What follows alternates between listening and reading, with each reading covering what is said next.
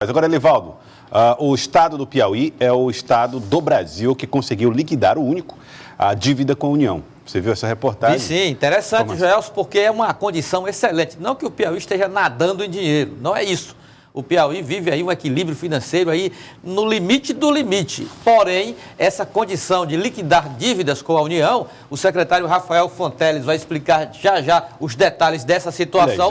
Mas o Piauí pode tirar proveito, inclusive em atração de recursos para o Estado. É o que eu imagino, Joelson. Aqui está o secretário Rafael Fonteles, já está conosco ao vivo para falar a respeito dessa situação, das circunstâncias em que isso aconteceu e qual é o benefício para o Estado do Piauí. Boa tarde, secretário. Obrigado por atender aqui o nosso convite. Eu queria, antes que o senhor explicasse o que era exatamente essa dívida com a União e de que forma o Piauí chegou a liquidá-la. Bom, Joelson, boa tarde, Elivaldo, boa tarde aos telespectadores da Cidade Verde. Um prazer estar aqui com vocês mais uma vez. De fato, essa informação procede. O estado do Piauí é o único estado da federação que conseguiu liquidar todas as dívidas junto à União, junto ao Tesouro Nacional. Na realidade, essa dívida com a União ela era dividida em 3 contratos de refinanciamento antigos, da década de 90 ainda. 9496, que a gente faz referência a essa lei que fez um refinanciamento, já tinha sido quitado em 2012, na gestão do governador Wilson Martins. E os outros 2 contratos, um referente à lei 8727 de 93 e outro chamado DMLP, que é uma dívida médio e longo prazo, que tinha a ver inclusive com a dívida externa que os estados também tinham com organismos internacionais, foram quitadas nessa semana. E a Secretaria do Tesouro Nacional atestou para nós que o estado do Piauí é o único dos 27 estados da federação que tem essa condição de endividamento zero com a União. Portanto, o endividamento do estado do Piauí hoje é apenas com bancos, com as operações de crédito. Já era um endividamento baixo, abaixo de 60%, e agora ficou menor ainda com essa quitação. E é importante destacar que o estado do Piauí, portanto, economizou mais de 40 milhões de reais em pagamento de juros, em função de ter pago essa dívida nesse ano. Então, a gente fez um estudo aqui na Secretaria e percebeu que era extremamente vantajoso. E, certamente, teremos repercussões na análise de capacidade de pagamento e endividamento do Estado. Então, teremos, certamente, boas novas em breve com relação a isso, a mais investimentos para o Estado do Piauí em função desse equilíbrio fiscal cada vez mais consistente, que é uma das prioridades do governador Wellington Dias, principalmente nesse mandato atual. Pode, secretário, boa tarde. Pode, inclusive, criar condições favoráveis para destravar operações de crédito que atualmente já estão liberadas pela Assembleia, mas que ainda estão tramitando junto a instituições financeiras e até mesmo o Tesouro Nacional? Sem dúvida, Elivaldo, o governo federal cada vez mais dificulta a obtenção de operações de crédito com o aval da União. Praticamente nenhuma operação de nenhum estado foi aprovada nesse ano com aval da União. Então, cada vez mais os entes têm que ficar independentes da União para pleitear operações de crédito sem o aval dela. Portanto, o que vai pesar cada vez mais para os bancos, para os organismos internacionais, na hora de conceder o empréstimo, é o próprio equilíbrio fiscal do Estado. Então, no momento em que você zera a dívida com a União, é o único estado nesse patamar, certamente as instituições financeiras poderão realizar operações de crédito sem aval da União, que é um novo caminho que tende a acontecer, dado que o governo federal tem limitado cada vez mais a concessão do aval. Então, é uma notícia realmente importante, não só para demonstrar esse compromisso do Estado com as suas obrigações, com a saúde financeira também do estado do Piauí, mas também por abrir perspectivas importantes com relação a isso. Operações de crédito para investimentos sem aval da União. Secretário, o senhor falou aí desse não necessidade do aval da União. O aval da União, geralmente, ele é solicitado com bancos internacionais, quando você tem empréstimos com instituições internacionais. Mesmo assim, esse aval passa a ser desnecessário? Veja só, a tradição tem sido operações de crédito dos estados com aval da União. Mas, como eu disse, essa dificuldade está sendo cada vez maior, imposta pela própria Secretaria do Tesouro Nacional, o Ministério da Economia. Então, os estados têm que procurar esse outro caminho das operações de crédito sem aval. E por isso que a qualidade, não é, da situação financeira de cada estado é mais relevante ainda nesse processo. E, portanto, o estado do Piauí dá um passo importante para obter essas operações sem aval, com bancos nacionais. Normalmente com bancos internacionais, na verdade o BID, o Banco Mundial e o Banco Interamericano, é com aval da União. Inclusive nós conseguimos o Profisco no ano passado, por exemplo, né, que é uma operação de crédito específica para a modernização fazendária. Então a gente abre novas possibilidades e certamente acelera esses processos que já estavam em andamento. Então eu quero em breve, né, certamente o governador Wellington Dias, a equipe econômica, está anunciando a chegada desses recursos de operações de crédito que já foram autorizadas pelo Legislativo Estadual.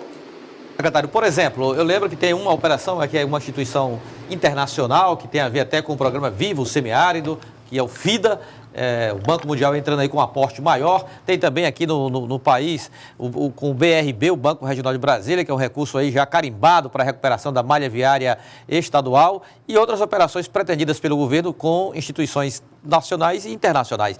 Essas aí é que estão aí na ponta da agulha, digamos assim, para que seja liberada? A do BRB, por exemplo, Elivaldo, é uma operação sem aval. Está bem adiantado, creio que em 30 dias teremos a assinatura desse contrato. Já está sendo ultimada a análise na STN, porque mesmo sem ser aval da União, tem que passar pela STN, mas é um caminho bem mais curto. E, portanto, essa é um exemplo de uma operação sem aval que já está próxima de ser contratada, assinada pelo Estado do Piauí. As operações com bancos internacionais são sempre mais demoradas, porque você, além de ter a questão do aval da União, você tem todo um comitê de autorizações dentro desses bancos e ainda depois passa pelo Senado Federal. Então, a gente não tem perspectiva das operações internacionais para esse ano, e sim para o ano que vem. Mas as operações com bancos nacionais vão começar a serem contratadas, assinadas, desembolsadas ainda esse ano, pelo menos algumas delas. Agora, secretário, quando o senhor fala a respeito dessa necessidade do aval da União e da dificuldade que isso tem trazido, nós estamos falando de uma questão técnica, burocrática, ou de uma questão econômica ou política?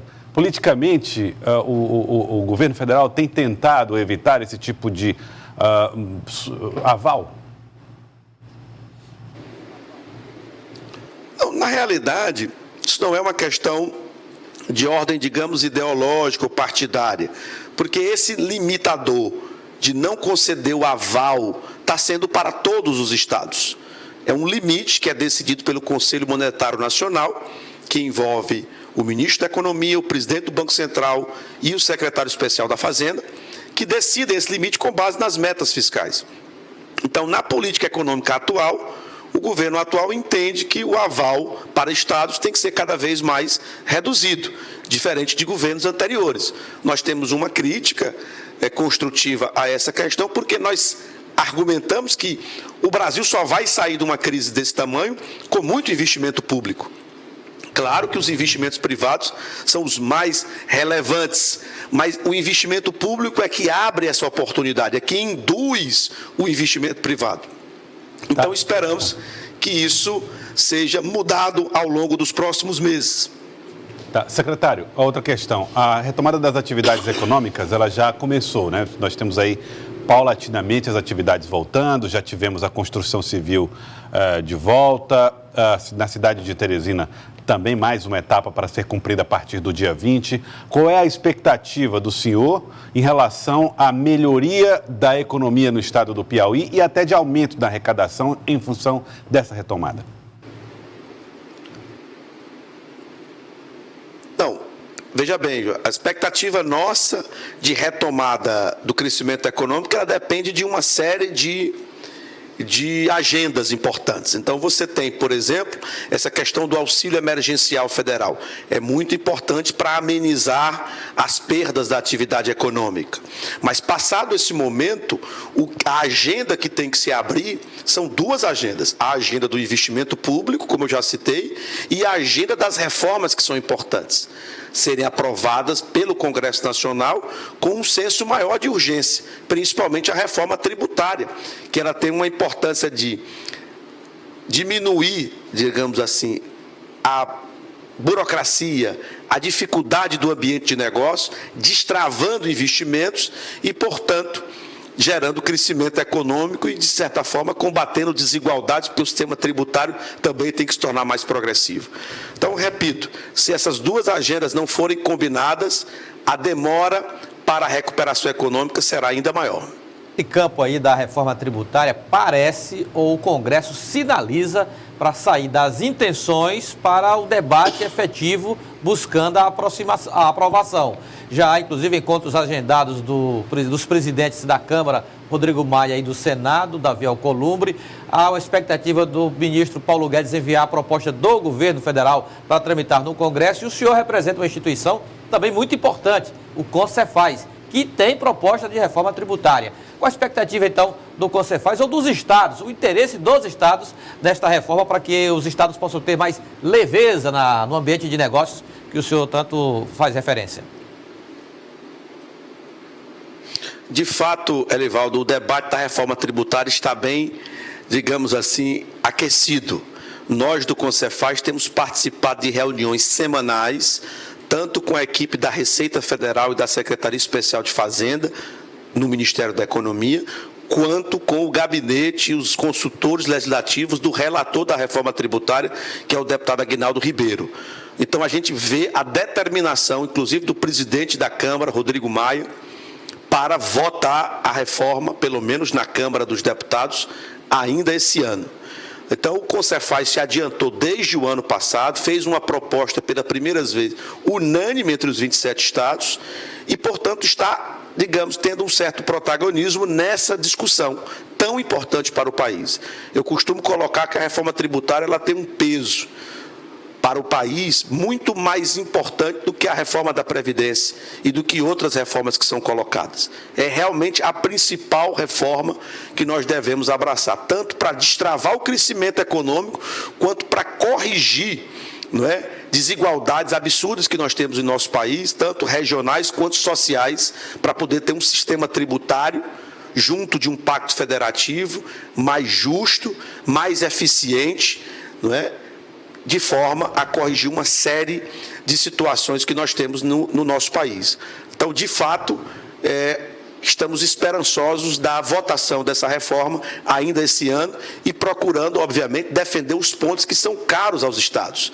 Eu citaria aqui, por exemplo, o Fundo de Desenvolvimento Regional, que é extremamente importante para o norte e nordeste do país, que somente ele será possível você continuar com a política industrial de desenvolvimento nas regiões menos desenvolvidas. Então, um ponto fundamental. A questão do comitê gestor, a questão de uma transição um pouco mais curta do que está na proposta original, para justamente colhermos os benefícios logo dessa transformação no sistema tributário, a questão da progressividade, né, de devolver parte do tributo para as pessoas de menor poder aquisitivo. Então, tudo isso está no cerne da discussão da reforma tributária.